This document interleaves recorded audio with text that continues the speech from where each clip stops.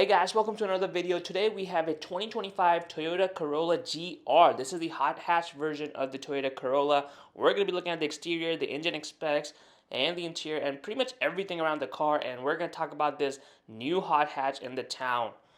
Now let's start from under the hood because that's where the real magic happens with the GR Corolla. This is powered by 1.6 liter 3-cylinder engine, and it might not seem like it much at first, but trust me, this one packs a punch. It's got 300 horsepower and 273 foot-pound of torque.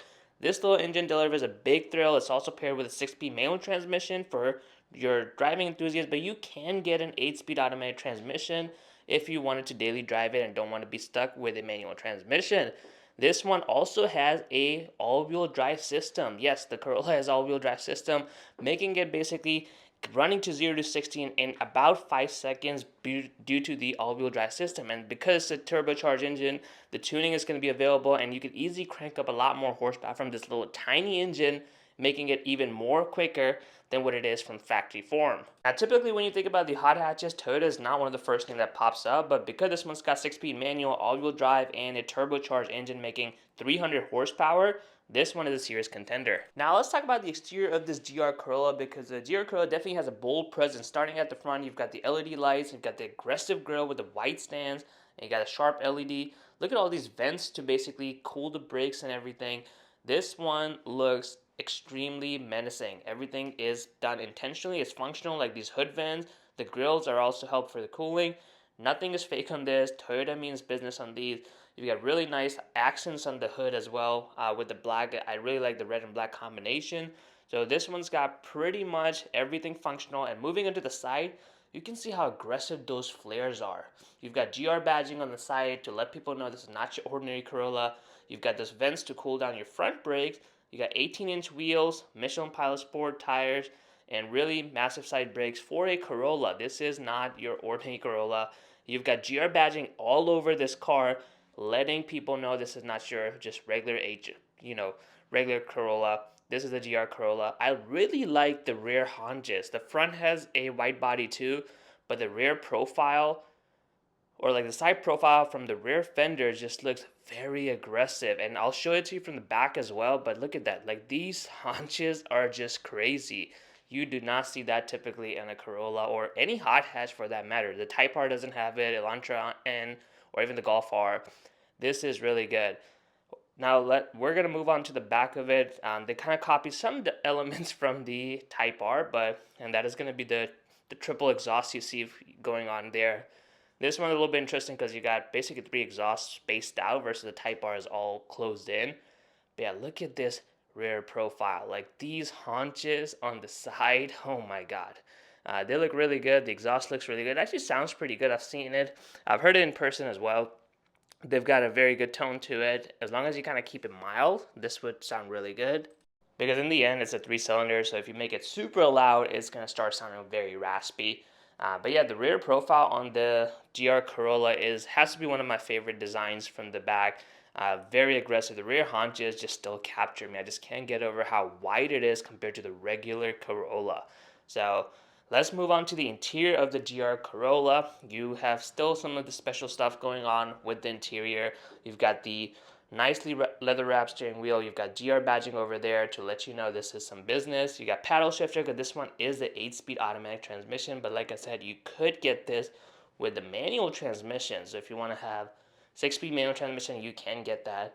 You got a nice little dash over there, and you got a nice size screen for your CarPlay and all that stuff. The materials used on the Corolla is still pretty good. I mean, it's a base economy car, but having the nicely leather wrapped steering wheel, soft touch materials over there really provides a little bit nicer upgrade. So it's not just only performance enhancement that you'll get with the GR Corolla. You'll get slightly nicer interior compared to the base Corolla or like a sport trim Corolla. But yeah, so overall, I'm really impressed with the interior. Even the seats, they've got the Alcantara, but they're bucket seats. They look really good, and they've got nice bolstering to hold you if you're gonna actually end up tracking the car. This will hold you in place very good. Alcantara might get, it's not everyone's favorite, but it works on this car. I would have preferred leather, to be honest.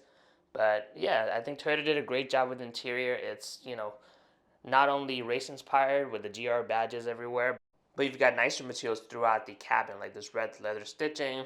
You've got sport mode here, and you can see in the handbrake too, it's got nice leather stitching with the red accents going on.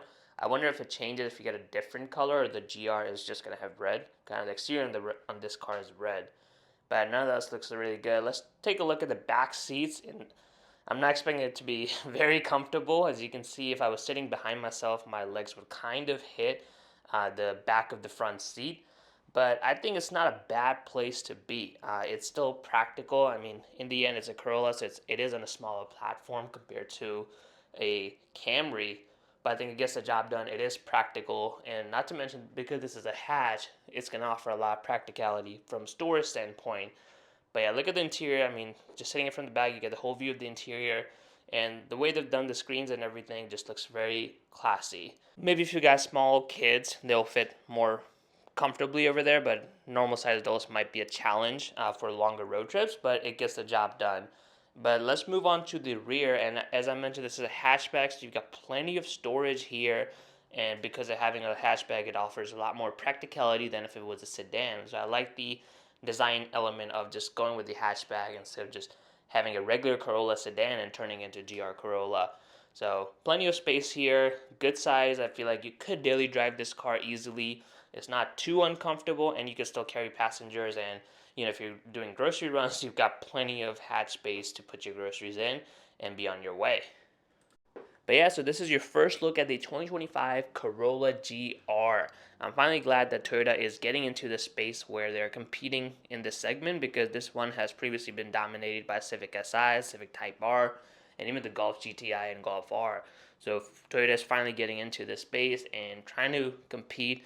So let me know in the comments below, what are your thoughts on Toyota Corolla GR? Do you think it's going to be a successful market move, or it's going to be a failure? And of course, subscribe to Red 50 for more videos.